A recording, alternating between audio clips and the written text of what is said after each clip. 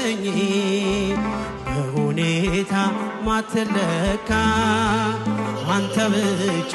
ምታሰው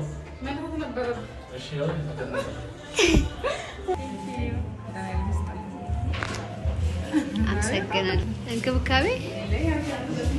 እልላለሁ ምን አለኝ ፍጹም ሸክሜ ቀሎልኝ በሁኔታ ማትለካ አንተ ብቻ ምታስመካ በማይነገር ስጦታ በማይከፈል ውለታ በዘላለም በእልልታ አዳንከኝ እግዚአብሔር ተመስገን